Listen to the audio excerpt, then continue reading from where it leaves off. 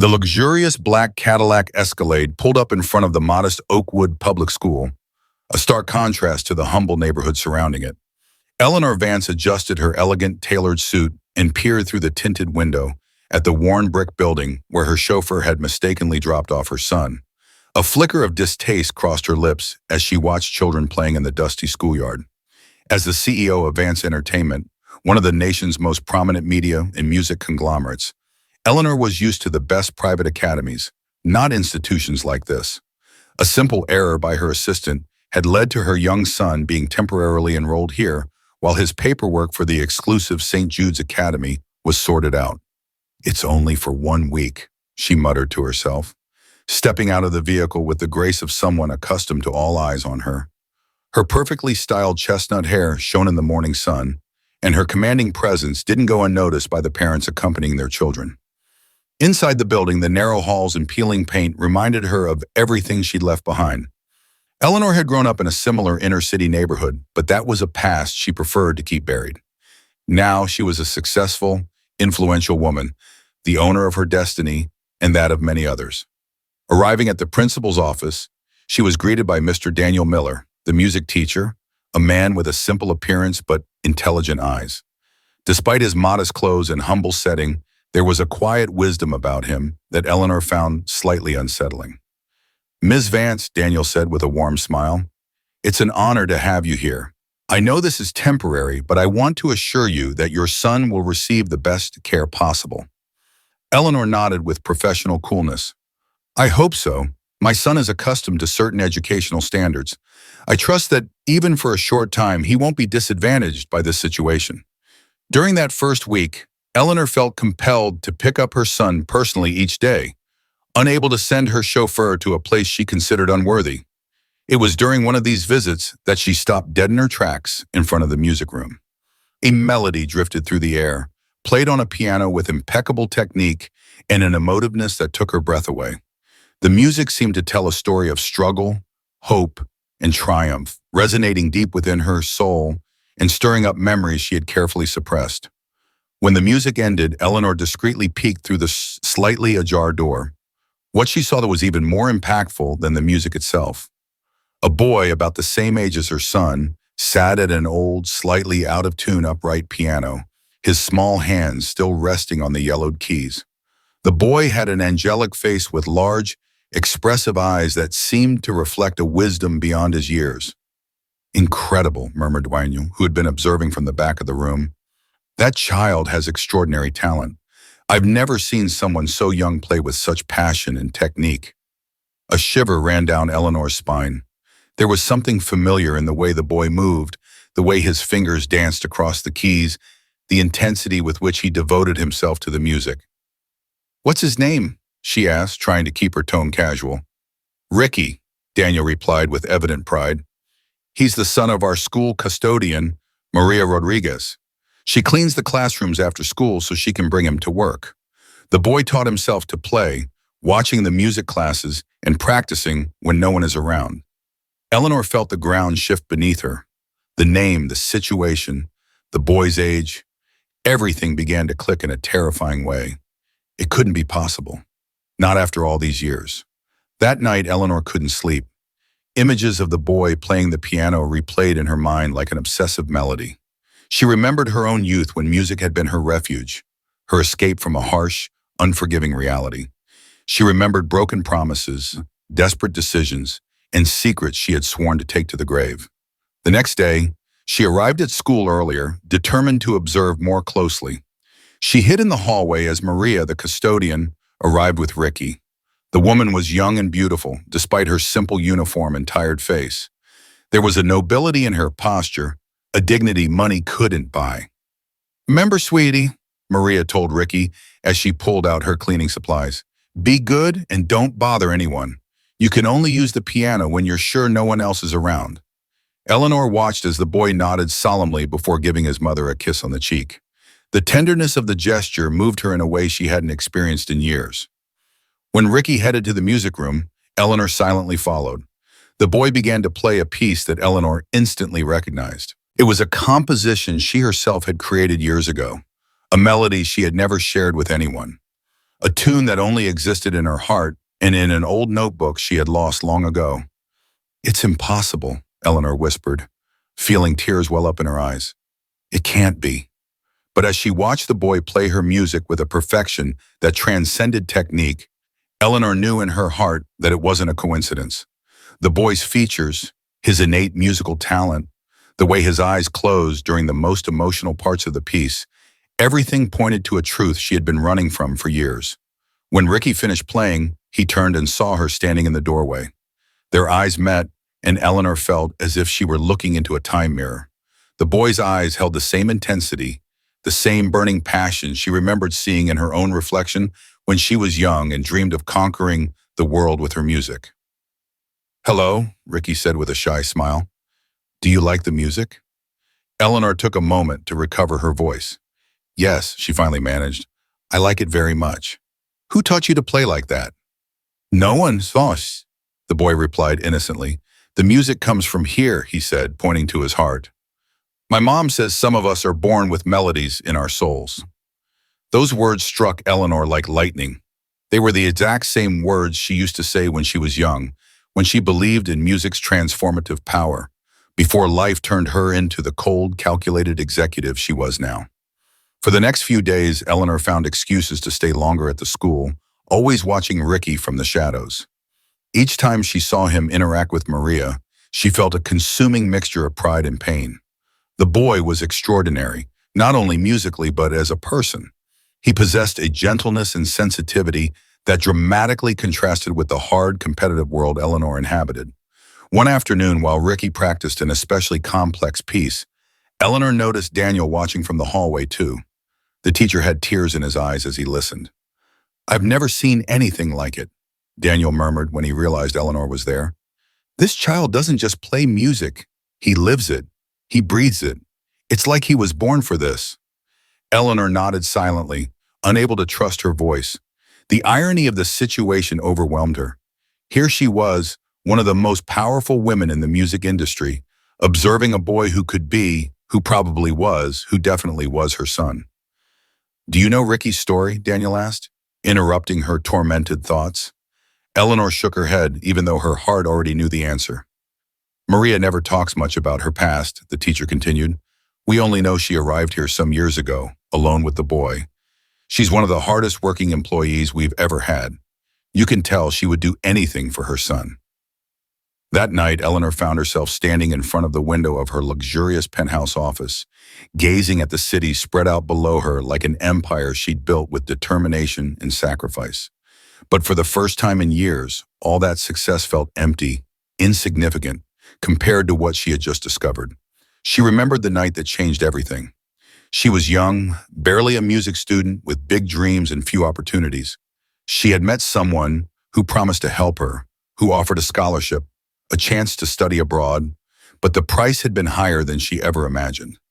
When she discovered she was pregnant, her world collapsed.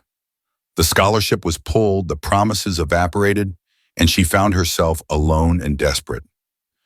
The hardest decision of her life had been leaving her baby at the hospital with a note explaining that she couldn't raise him, that he deserved a better life than she could offer at the time. For years, she had tried to forget, to convince herself that she had done the right thing. She channeled her pain into ambition. She built a music empire on the foundation of her broken heart. But she never stopped wondering what had become of him, if he was okay, if he was happy. And now fate had put the child right in front of her in the cruelest, most ironic way possible. Ricky was not only her son, but he had inherited the exact talent she had abandoned to build her career. The music she had stopped creating flowed naturally through him. The next day, Eleanor arrived at the school with a different determination. She was no longer the powerful executive making an obligatory visit. She was a woman trying to figure out how to fix the biggest mistake of her life. She found Maria cleaning one of the classrooms after hours, working with the same silent dedication she had observed over the previous days. For the first time, Eleanor approached her directly. "Excuse me, what?" Eleanor said, her voice sounding less confident than usual. "Could we talk for a moment?" Maria looked up, surprised that the elegant lady was addressing her. "Of course, ma'am. How can I help you?" "It's about Ricky," Eleanor began, feeling every word was a step toward a cliff she couldn't retreat from. I've noticed his exceptional musical talent. Maria's eyes lit up with maternal pride. Yes, he's a very special boy. Music is his passion. I was wondering, Eleanor paused, trying to find the right words. I was wondering if you would be interested in Ricky receiving professional piano lessons. I know some excellent teachers.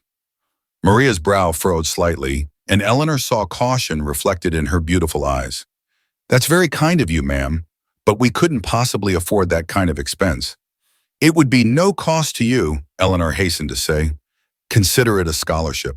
Talent like Ricky's shouldn't be wasted for lack of resources. There was a long silence during which the two women studied each other.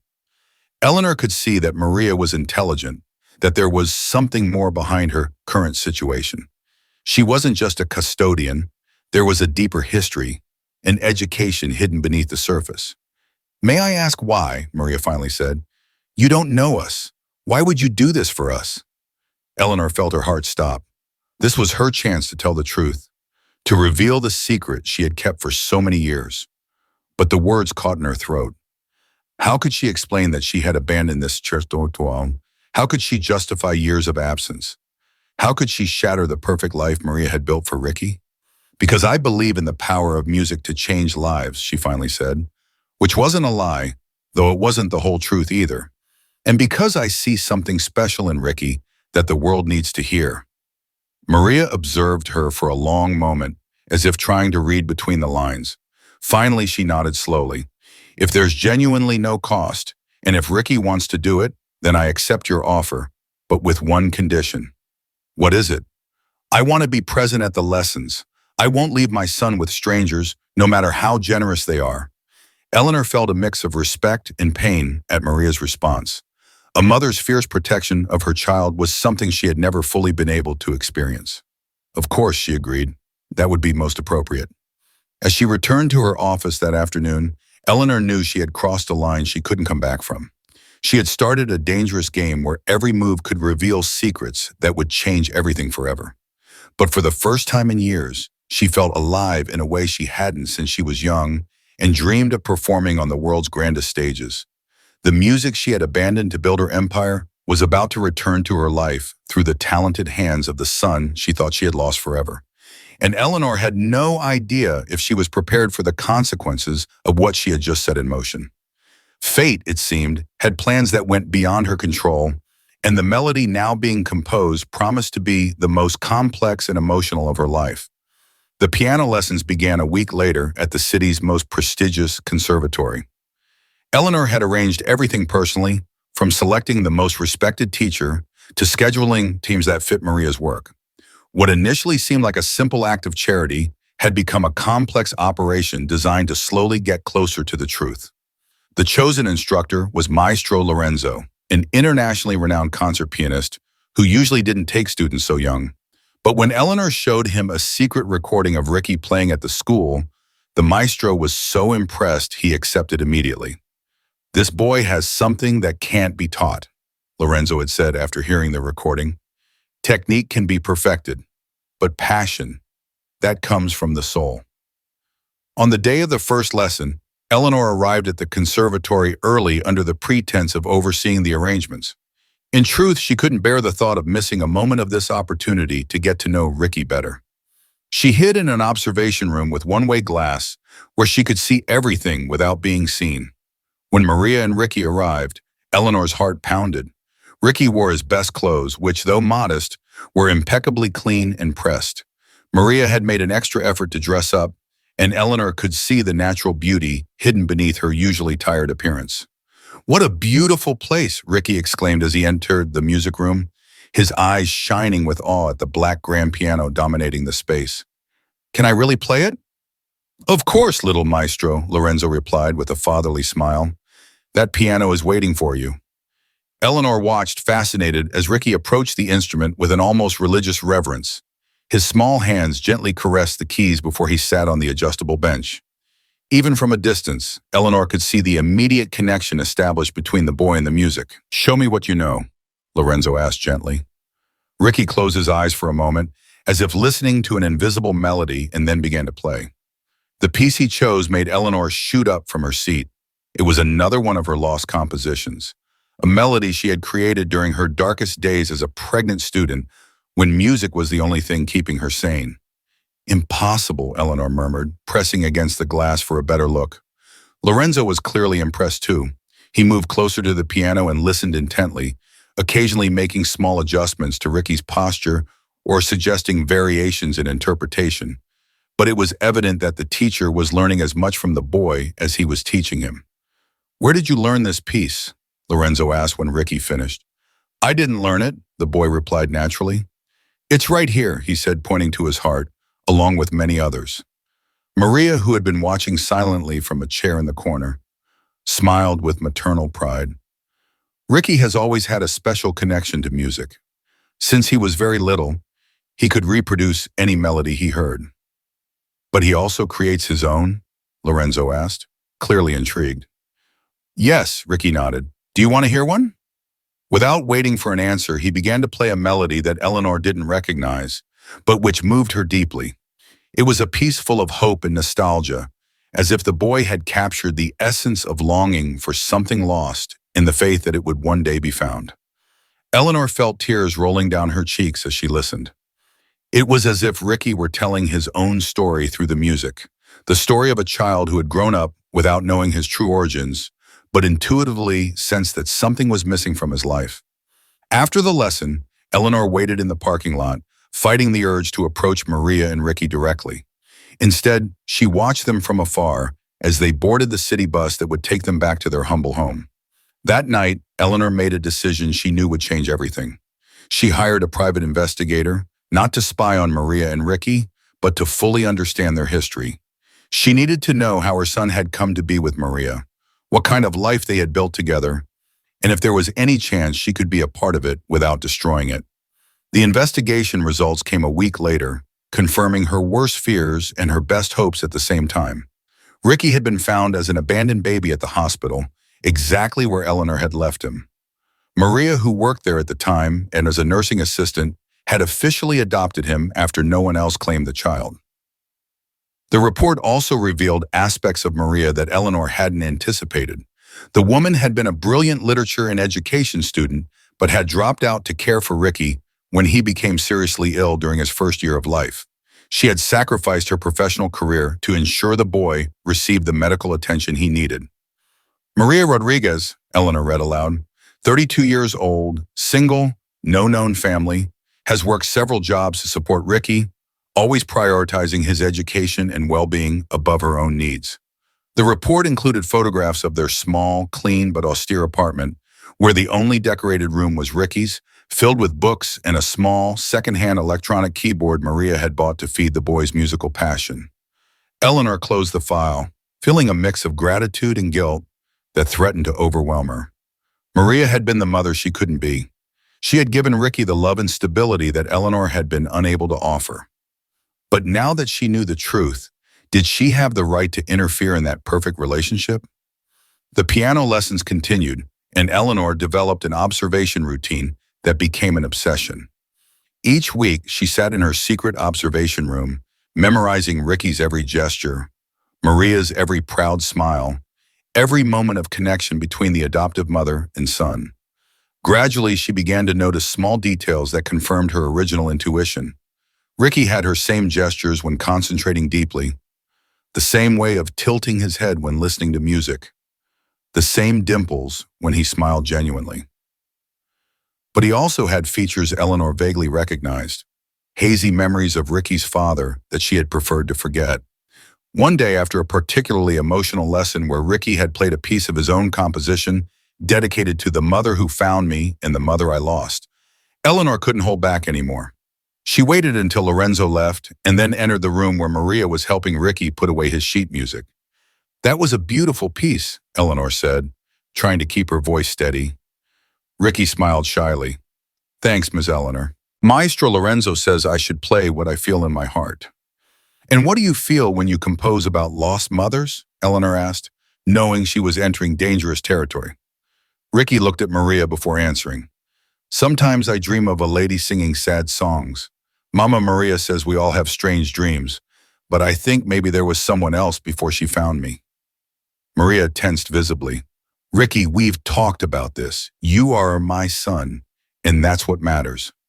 I know, Mom, the boy quickly replied, and I love you more than anything in the world. I just wonder sometimes. Eleanor felt the ground slipping away. Her son, dreamed of her. Somehow, through the mysterious connection that exists between mothers and children, Ricky had kept a memory of her alive. Maria, Eleanor said slowly, could we talk in private for a moment? Maria nodded cautiously and asked Ricky to wait in the hallway. Once alone, the two women faced each other in a tension-filled silence. You're not just a generous benefactor, are you? Maria asked directly. I've noticed how you look at him, how you react to his music. Is there something more? Eleanor felt the moment of truth had arrived, but the words were stuck in her throat. How could she explain that she had abandoned her son? How could she justify years of absence when this woman had sacrificed everything for him? Eleanor began, but was interrupted by Ricky's voice from the hallway. Mama, Maria, Miss Eleanor, come quick! The two women rushed to where the boy was pointing excitedly toward one of the practice rooms where music was playing. Through the half-open door, they could see a group of advanced students rehearsing for a concert. They're playing my song, Ricky exclaimed in astonishment. The song I composed last week. Eleanor and Maria exchanged confused glances. It was impossible for the students to have learned an original composition by Ricky so quickly.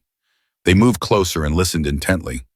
Indeed, the melody was identical to the one Ricky had played days earlier, but something was different about the interpretation. Eleanor concentrated and felt a shiver of recognition. It's not your song, Ricky, Eleanor said softly. It's a piece that someone composed many years ago. How is that possible? Maria asked, looking alternately at Eleanor and Ricky. He never heard that melody before. Ricky frowned, clearly confused. But I composed it. It came from my heart like all the others. Eleanor knelt in front of the child, looking directly into his eyes. Ricky, have you composed other songs that you later discovered already existed? The boy nodded slowly. Yes, several. Mama Maria always says it's because I have a good ear and probably heard them somewhere, but I don't remember hearing them before. That's because you carry them in your genes, Eleanor whispered, almost unaware she had spoken aloud. What? Maria asked sharply. Eleanor straightened up, knowing she could no longer hide the truth. Maria, I need to tell you something very important about Ricky, about where he really comes from. Before Maria could respond, Lorenzo appeared in the hallway with an urgent expression on his face. Eleanor, I need to speak with you immediately, the maestro said. It's about Ricky and his music. I've been researching some of his compositions and have made an extraordinary discovery. Eleanor felt her heart stop. Had Lorenzo discovered the connection between Ricky's compositions and her own lost works? Not here, Eleanor said quickly, looking at Maria and Ricky. Could we meet in my office tomorrow? It's urgent, Lorenzo insisted. I've found original sheet music that exactly matches Ricky's compositions.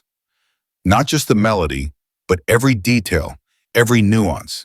It's as if he had access to manuscripts that were believed to be lost forever. Maria listened to the conversation with growing alarm. What does this mean? Are you saying Ricky is copying music from other composers? No, Lorenzo replied firmly. It's the exact opposite. The sheet music I found is from many years ago, but Ricky is recreating it perfectly without ever having seen it. It's like he has a direct connection to the original composer. Eleanor felt the walls closing in on her. The truth was about to come out in the most complicated way possible.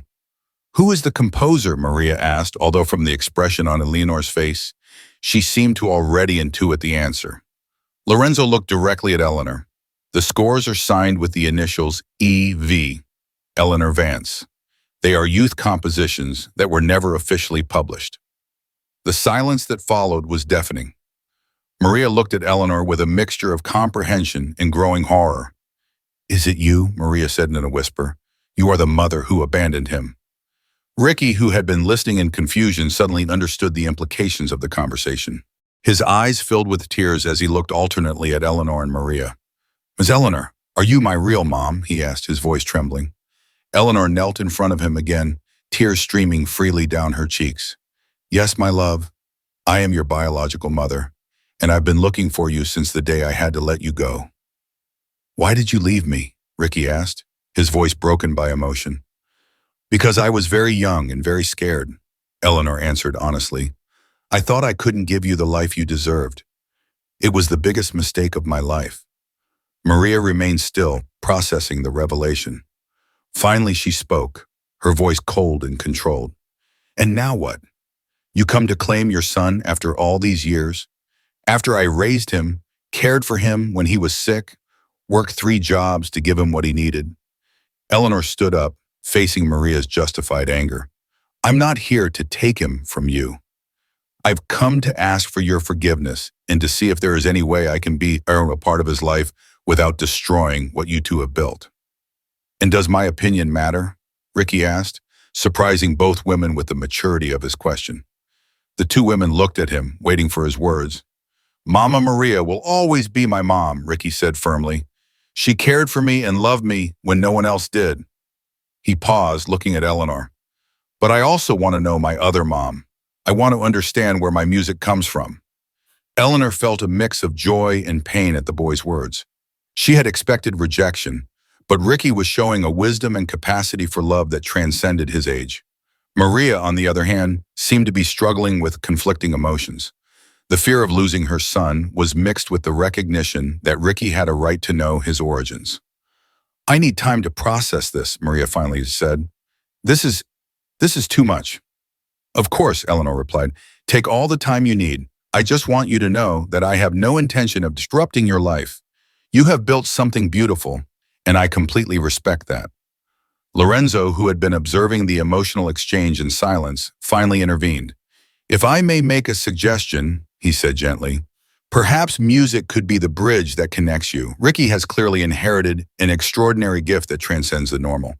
Perhaps working together on his musical development could be a way to build a new family relationship." Eleanor looked hopefully at Maria, who, after a long moment, slowly nodded. "We can try," Maria said, "but with clear conditions. Ricky is my son, and nothing will change that. If you are going to be a part of his life, it will be because he chooses it, not because you have biological rights." "I completely accept," Eleanor responded. "And Maria, thank you. Thank you for being the mother I couldn't be." Ricky approached both women and took their hands. "Can we be a different kind of family?" he asked hopefully. "A family where I have 2 moms who love me in different ways?"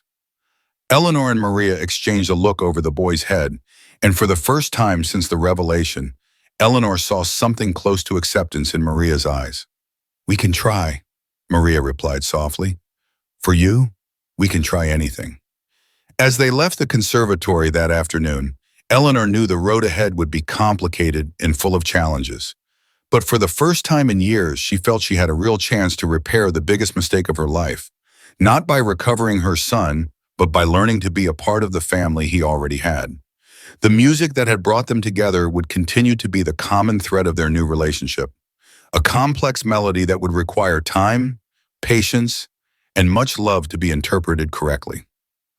The following months were like learning to play a new piece of music, full of discordant notes, awkward pauses, and moments of perfect harmony that made all the effort worthwhile. Eleanor moved with extreme caution in this new relationship, respecting the boundaries Maria had established. The visits started as brief encounters at the conservatory, always with Maria present, always centered on Ricky's music. But gradually, as trust was built, note by note, the barriers began to soften. Ricky became the conductor of this new family, navigating between his 2 mothers with a wisdom that has surprised everyone. There were days when he called Eleanor Mom Eleanor, and others when he simply called her Eleanor, depending on his mood and Maria's comfort level. He never stopped calling Maria Mama, which deeply reassured the woman who had raised him. One day, 6 months after the revelation, Eleanor arrived at the conservatory to find Ricky and Maria waiting for her with nervous expressions. "Ms. Eleanor," Ricky began formally, "Mama Maria and I have been talking, and we have something to ask you." Eleanor felt a knot in her stomach, fearing they had decided to cut off contact. "Of course, tell me. Could we go out to dinner, all 3 of us?" Ricky asked hopefully. "Like a family." Eleanor looked at Maria for confirmation. The woman nodded slowly. I think Ricky is right, Maria said. We've been building something new, and maybe it's time to give it a proper name. That first dinner was at a modest, popular local restaurant Maria chose, a place where she felt comfortable, and that was within her usual budget. Ellis Hanar, accustomed to five-star dining, found unexpected joy in the simplicity of the place and in Ricky's genuine happiness at being with both mothers at the same time. Mama Maria makes the best chicken and rice in the world, Ricky told Eleanor proudly. And Mom Eleanor, do you know how to cook? Eleanor laughed, admitting that her diet consisted mainly of takeout and restaurant meals. But I'd love to learn, she added, looking timidly at Maria. I could teach you, Maria offered after a moment of consideration. Ricky always says cooking is like making music. It takes patience, love, and the right recipe. It was then that Eleanor knew they had taken a crucial step towards something resembling a true family. The cooking lessons began the following week in Maria's small apartment. Eleanor felt clumsy and awkward in the tiny space, so different from her luxurious penthouse. But Maria's patience and Ricky's laughter gradually allowed her to relax. No, not like that, Ricky would say, laughing as Eleanor tried to flip a pancake. You have to talk nicely to the food, like when you play the piano. Talk to the food? Eleanor asked, confused. Yes, Maria explained with a smile. Ricky always says both music and cooking are ways of loving people. If you don't put love in it, it doesn't taste good. Eleanor began to understand that she was learning much more than recipes. She was learning about the kind of love she had lost when she decided to prioritize her career over everything else. Meanwhile, Ricky's musical talent continued to flourish under Maestro Lorenzo's guidance and Eleanor's increasing mentorship. They discovered that when Eleanor and Ricky played together, something magical happened. Their styles complemented each other perfectly, as if they had been practicing together their entire lives. One day, while practicing a duet Eleanor had specially composed for them, Ricky stopped mid-piece. Mom, Eleanor, he said thoughtfully, why did you stop playing music? The question struck Eleanor like a bolt of lightning. She had prepared for many difficult questions from Ricky, but this one touched the heart of her deepest pain. Because I thought I had to choose, she answered honestly. I thought I couldn't be both a mother and a musician at the same time. So I chose success and abandoned the music. And you. But the music never abandoned you, Ricky observed wisely. It's in all the decisions you made, even your job. Mama Maria explained that you have a music company. Eleanor nodded, surprised by the child's perception. Then maybe you don't have to choose anymore, Ricky continued. Maybe you can be everything you want to be now. That conversation led Eleanor to a decision that would change the course of their lives. She decided to organize a special concert, not only to showcase Ricky's talent, but to publicly return to music after years of absence. When she proposed the idea to Maria and Ricky, both reacted with enthusiasm, although Maria had practical concerns. Won't it be too much pressure for Ricky, she asked. He's just a boy. That's why the concert will be different, Eleanor explained. It won't be a commercial presentation. It will be an intimate family celebration, just for the people we love. Eleanor used all her contacts in the music industry to arrange a special evening in a small but elegant concert hall. She invited only close friends, respected colleagues, and most importantly, Daniel Miller, the teacher who had first discovered Ricky's talent. On the night of the concert, Eleanor was more nervous than she had been in years. Not only was she performing musically after a long absence, but she was doing it alongside her son in front of the two most important people in her new life. Maria had helped Ricky dress in an elegant suit Eleanor had bought, but which Maria had altered so it fit him perfectly. When Eleanor saw her son step onto the stage, she felt a mixture of maternal pride and artistic terror she had never experienced. Good evening, Eleanor said into the microphone, her voice slightly shaky. Tonight is special for me for many reasons. First, because I'm returning to playing music after many years. Second, because I have the honor of doing so alongside an extraordinary musician who also happens to be my son. There were murmurs of surprise in the audience. Eleanor had kept the biological relationship with Ricky a secret, and this was the first time she revealed it publicly. But most importantly, Eleanor continued, tonight we celebrate a lesson my son has taught me, that true love isn't about possessing, but about accepting and sharing. I want to especially thank Maria Rodriguez, who is here with us tonight, for being the extraordinary mother I couldn't be. Eleanor found Maria in the audience and smiled at her. Maria had tears in her eyes but returned the smile warmly. The concert began with Ricky playing Alone, one of his original compositions, the same piece he had dedicated to the mother who found me and the mother I lost. But this time, when he reached the end, there was a new section he had never played before. This new part, Ricky explained into the microphone with the confidence of someone much older, is for when lost mothers find each other and families become bigger instead of smaller. The audience was in complete silence, captivated by the boy's emotional maturity. Then Eleanor and Ricky played the duet they had been practicing. Their four hands moved over the piano as if they were one person, creating music that was more powerful than the sum of its individual parts. When they finished, there was no immediate applause. The silence stretched for several seconds as the audience processed what they had just witnessed. Then gradually the applause began, growing into a standing ovation. But Eleanor only had eyes for two people in the audience: Maria, openly crying with pride, and Daniel, whose expression of astonishment and satisfaction reminded her why she had loved music in the first place. Weeks after the concert, Eleanor made another important decision. She created an educational fund at her company specifically for talented children from low-income families, with Maria as the program director. "Are you sure?" Maria asked when Eleanor offered her the job. "I don't have executive experience." "You have something better," Eleanor replied. "You have experience as a mother and as an educator. You know exactly what these children need because you lived it with Ricky." Maria accepted, and her first day of work marked another milestone in their relationship. Eleanor had arranged for Maria to have an office on the same floor as hers, and they frequently found themselves collaborating on projects that benefited families just like the one they had formed. Ricky continued to live with Maria in their apartment, but he now had keys to Eleanor's penthouse and frequently spent weekends there. Eleanor had converted a room into a music studio especially for him, complete with a grand piano like the one at the conservatory. One afternoon, almost a year after the concert, the three of them were having dinner at Maria's apartment when Ricky asked a question neither woman expected. "Can two mothers officially adopt the same child?" he asked innocently. Eleanor and Maria looked at each other, surprised by the question. "Why do you ask that, my love?" Maria inquired. "Because officially only Mama Maria is my legal mom," Ricky explained, "but Mom Eleanor is my real mom too. Wouldn't it be better if the papers told the truth?" Eleanor felt her heart pound. The idea of shared adoption was legally complex but not impossible. "Would you like that, Maria?" Eleanor asked carefully. "Would you be willing to share legal custody?" Maria thought about it for a long moment. "If that's what Ricky wants, and if you promise you will never try to use that to take him away from me."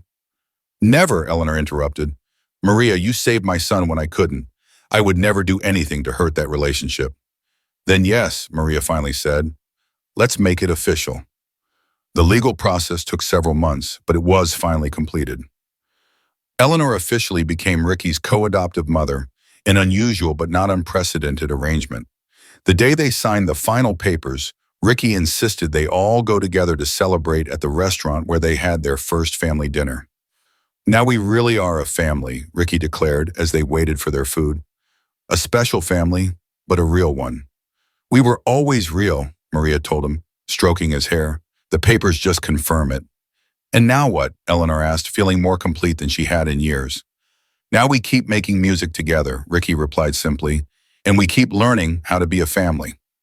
2 years after that day, Eleanor was sitting in the audience of another concert, but this time as a proud mother, watching her 12-year-old son play a piano concerto he himself had composed.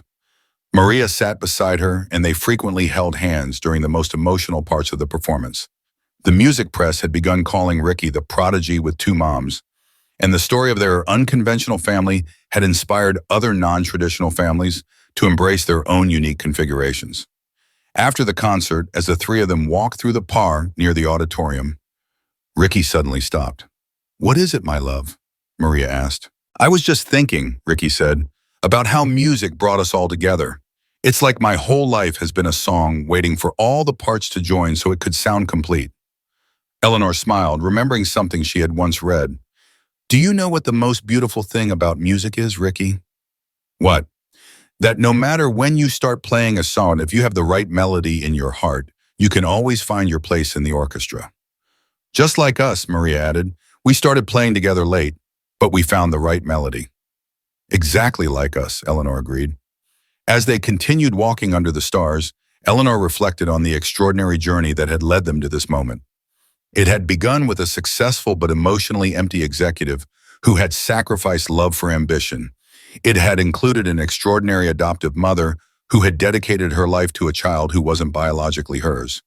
And it had culminated with a child prodigy who had taught two grown women that love doesn't divide when shared. Although it multiplies. The music that had separated Eleanor from her son in the first place had become the bridge that not only reunited them, but created a family stronger and more full of love than any of them had imagined possible. And as Ricky ran ahead of them, humming a new melody he was composing in his head, Eleanor and Maria walked together, no longer strangers united by circumstances, but as chosen sisters, partners in the beautiful, complex symphony of creating a family based on love, respect, and music. The story had begun with a lost melody and ended with a complete symphony played by three hearts that had learned that the best families don't always follow the traditional score. They create their own unique and beautiful harmonies. In the years that followed, as Ricky became an internationally renowned pianist, he always dedicated his concerts to my two mothers, who taught me that true love knows no bounds and that families are built with the heart, not just with blood. And every time Eleanor heard those words from the audience, sitting beside Maria, she knew she had finally found the most perfect melody of her life, the symphony of a family that fate had orchestrated in the most beautiful and unexpected way possible. I hope you enjoyed the story. Today, I have some news. If you like my narratives, I'm sure you'll also love my new channel, Crossroads of Faith, for uplifting content. Come join me for stories of hope and inspiration that touch the heart. The link is right up here in the card and also in the pinned comment. I look forward to seeing you there. I'd also love to know what you thought of this story. Tell me in the comments, and now another exciting video is appearing on your screen that will surely surprise you. Tap to keep being moved by stories that touch the soul. I'll see you there. Remember to like and subscribe to Crossroads of Fate.